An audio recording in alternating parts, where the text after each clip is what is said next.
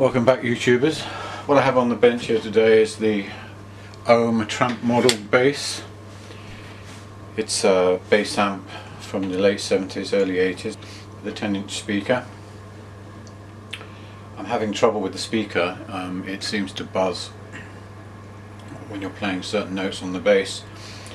I thought it might have been something that was going on with the amplifier, and I've done a fairly extensive restoration of the amp, none of which cured this problem, so I now believe it's the speaker.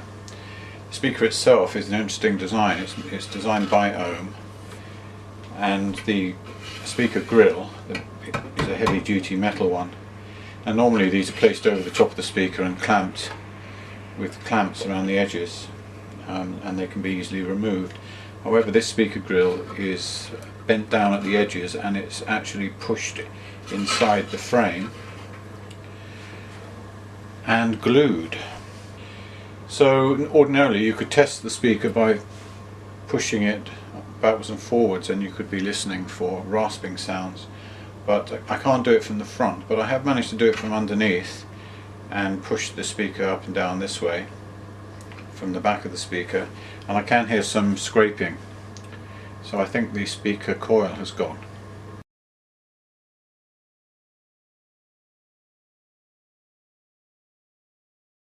This speaker, the frame, as you can see here, comes out and laps over the wood and receives 4 big screws right into the speaker baffle here, and that's what holds it in place. So once those screws are taken out, the speaker can be lifted, and you can see it there, the back of it. I have in fact already disconnected it. Now what makes the speaker quite unusual is the frame of the speaker, or the basket, is designed so that it will slip right into this cabinet here. It's purpose built actually, it's been designed specifically for this cabinet. So to replace it exactly is impossible. So what I've done is I managed to locate a speaker that is similar enough, but it will require that the cabinet is modified. The original speaker has a big paper dust cover, which is down there, and this one doesn't have a dust cover, but it seems to have a cone attached to a much smaller dust cover in the centre. So it's a slightly different design, and also this one seems to have a synthetic foam-like material, a band of that running around the outside to which the paper cone is attached. So they're different designs, but I did check into it. This particular speaker would be ideal for a small bass amp. It's designed to carry the bass frequencies. It's made by a company called Sound Lab. It's probably made in China, but I can't be sure about that, but I suspect it is, and there's no other identification mark on it.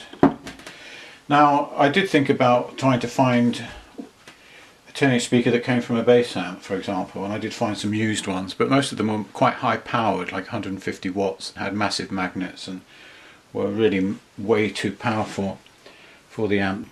It's possible I could have reconed it, but at this point, for all the trouble it would take to do that, I thought I'd go with the replacement.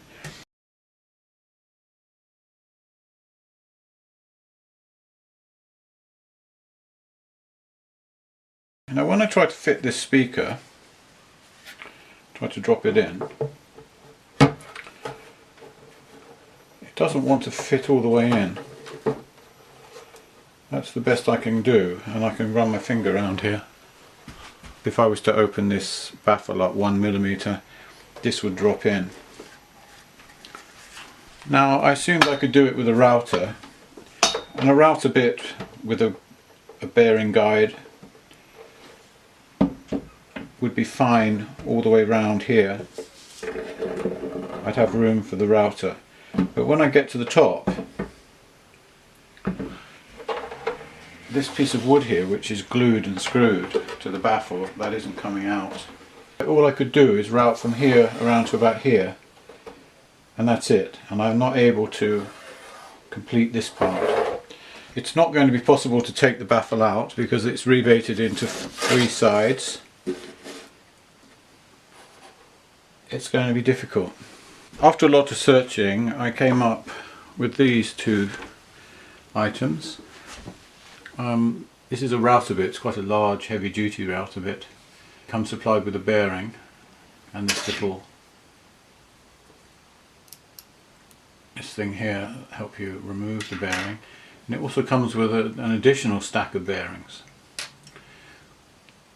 I think this is quite a useful tool. So the plan here is to put the biggest bearing on here. The bigger the bearing, the more the cut is reduced. So with the small bearing you've got this much cutter cutting into the wood, and as you increase the size of the bearing, the amount of cutting beyond the bearing is reduced. So with the biggest bearing I've got the equivalent of 2mm cut, which is what I was thinking would work. So if I'm using a small bearing, the centre of the router, or the drive shaft of the router, is moved closer to this piece of wood. But if I use the largest bearing, it moves everything out. And I believe with this mounted in the router plate will have clearance. It will just about clear, as I'm coming around, it should just about clear this and enable me to get the cut I want all the way around. I've got the router bit fitted inside the router. I had to enlarge the hole on the plate just a little bit so that I could get the bit to sit down inside the plate, because I don't need it to cut too much. The way I enlarged this was I put this wheel here with sandpaper on it. It's like a sanding cylinder. I put it in the pillar drill and took this off the router and just moved it around so I could enlarge the hole. So that fits fine now, and this will turn without rubbing or contacting the plate. So I've lowered the bit all the way inside the router, just leaving the wheel exposed. And what I want to do is to run the router plate around the edge and check that the wheel is going to be able to touch the baffle.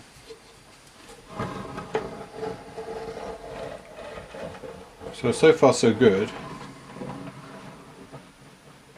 And when I get to here, it just jumps across, just across there, about an inch or 2 centimeters. It's just not touching the baffle all the way. However, it's going to cut some. So I believe this will do the job.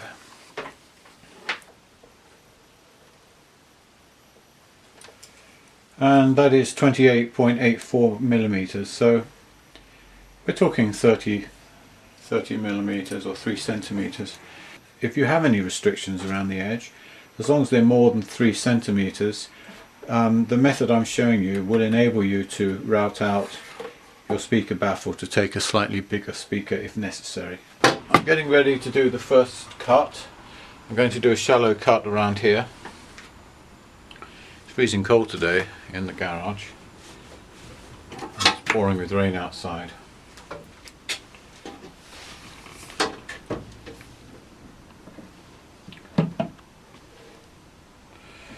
Okay, we'll see what happens.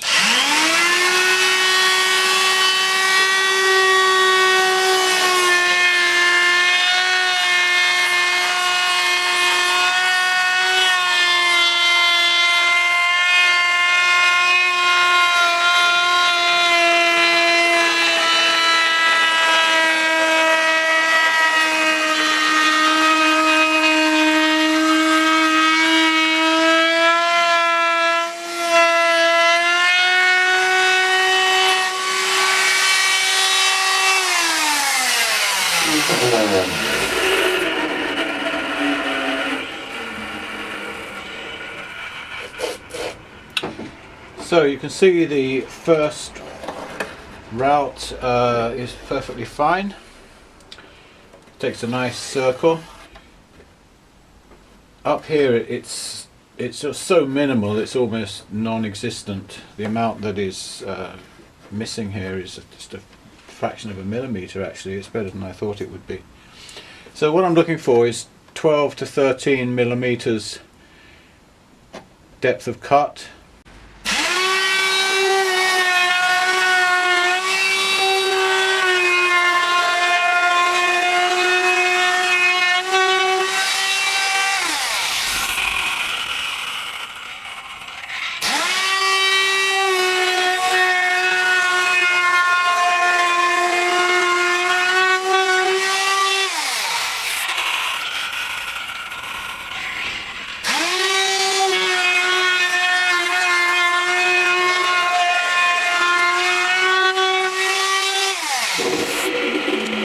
after the third cut I'm down to 10.73 mil.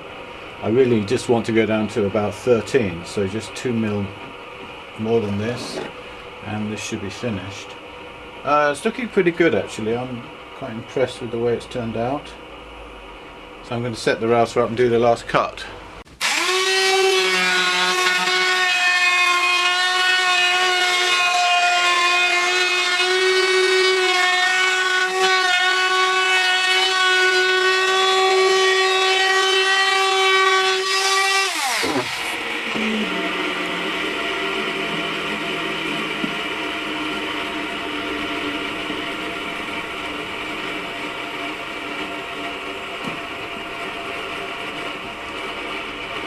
Yeah.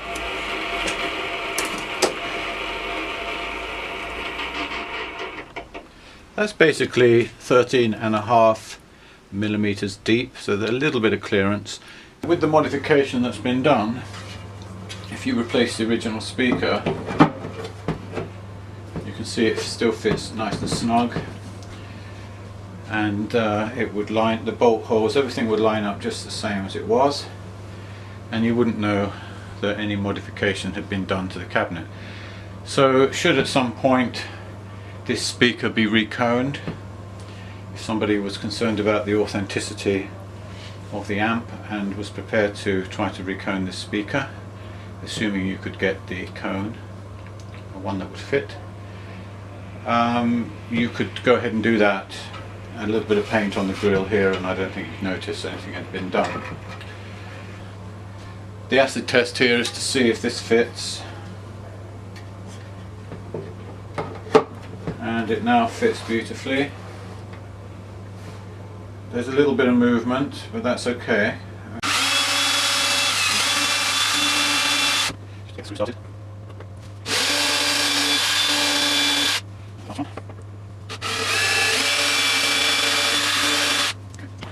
I'm just running each screw into the baffle board to be absolutely sure that they'll fit and there'll be no problems.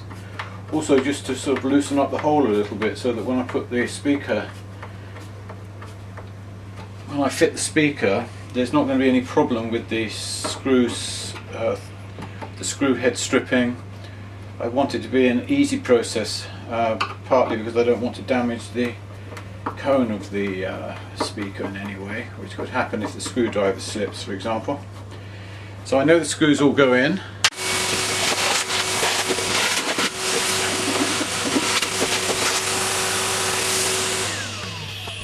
I need to attach the wires to the speaker before they're fitted, so I've taken out the wiring harness, and I just want to double check which is the positive and negative terminal. The two wires that lead to the speaker are the braided wires, are both the same colour, and nothing here is it's not marked which is positive which is negative. I would assume the fatter one on the right here is the positive terminal, but I just want to be sure. So I've identified the positive terminal on the battery. I'm just going to touch it to the two terminals here. Okay, and what I can see is the cone is pushing forward or outward when it's attached this way, which is the correct way. It shows that this is the positive terminal if the positive terminal on the battery is touching it. Now if I just switch this around the other way, I can see the cone withdrawing or pulling up towards the magnet, and that tells me that the way I'm attaching this is the wrong way. I've actually got the positive on this side. So when the positive is on this side, the cone is pushing forward, and that is correct. So I know that this is positive, that's negative. So the next thing I have to do is just to wire this up with the red one on this side and the black one on this side, to solder those in place. So I pulled the wire through, that's ready to be reconnected with the amplifier. I'm going to put the screws in now. I'm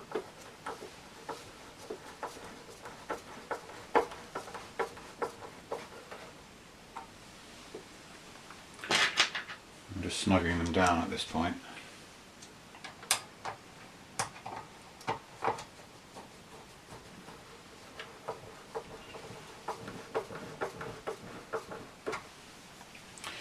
Now these speakers can be front loaded or back loaded.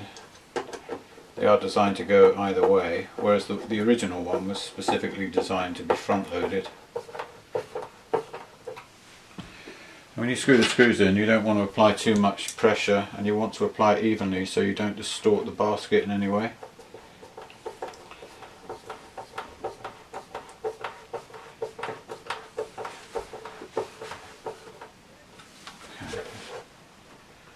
Okay. I'm just bringing the screw down to touch the frame. Apply a little bit of pressure. Don't have to overdo it.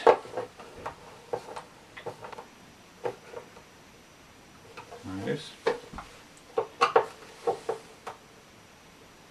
want to hold the frame in place, but you don't want to distort the metal in any way. So I think that's pretty firm.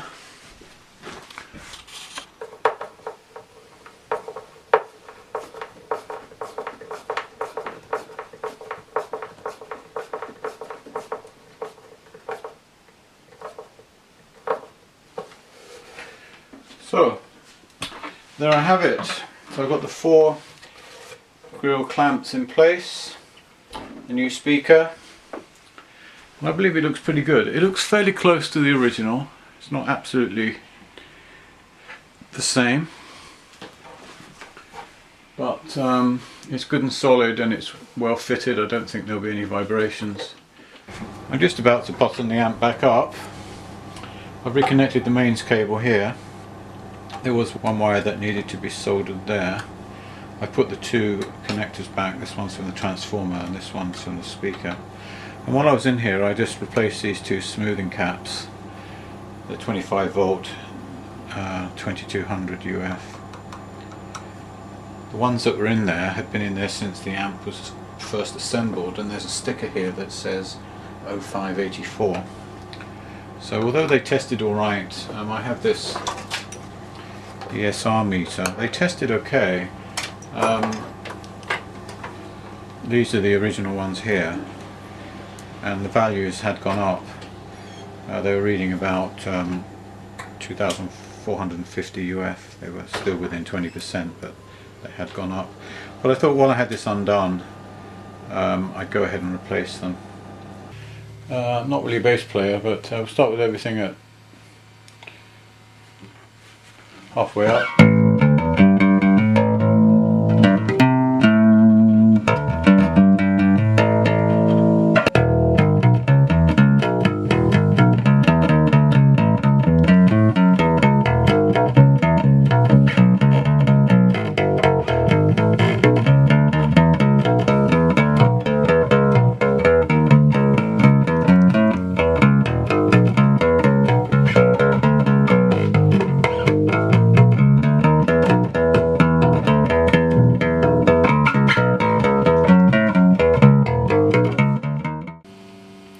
Turn it up a bit. If you turn the bass all the way up, you get quite a nice sort of...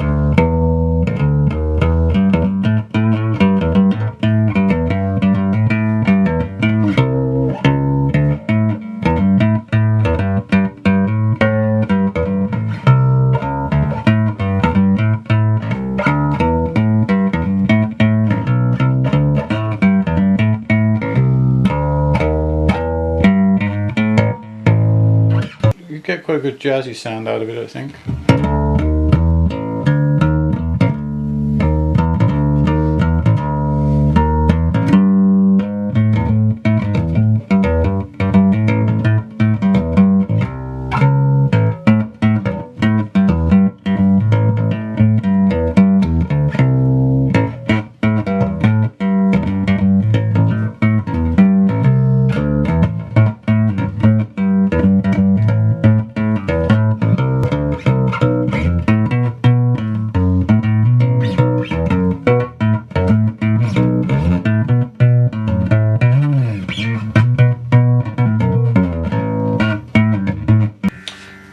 Get a more trebly sound.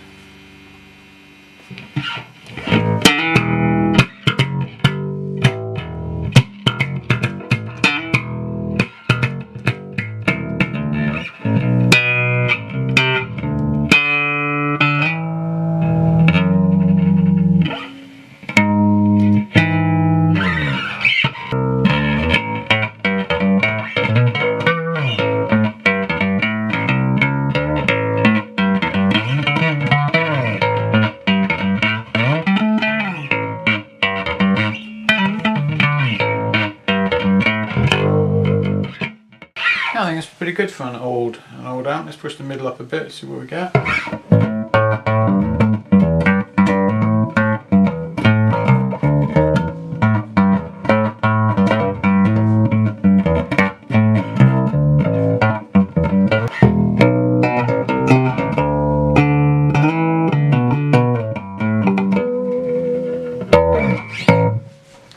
Alright, we can push up the volume a bit. I don't think it would make any difference.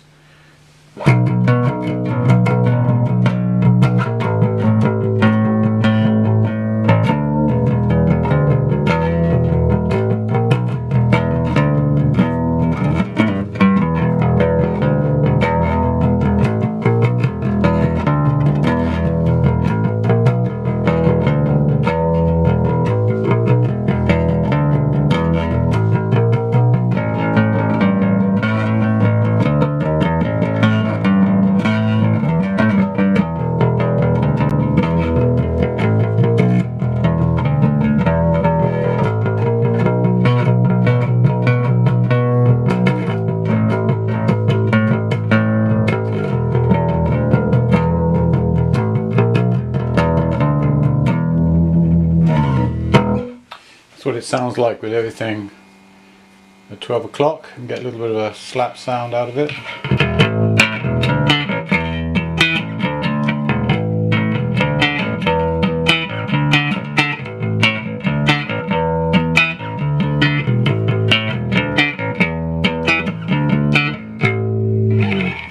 You get a nice sort of jazz sound, I think. We push the bass up a little bit maybe.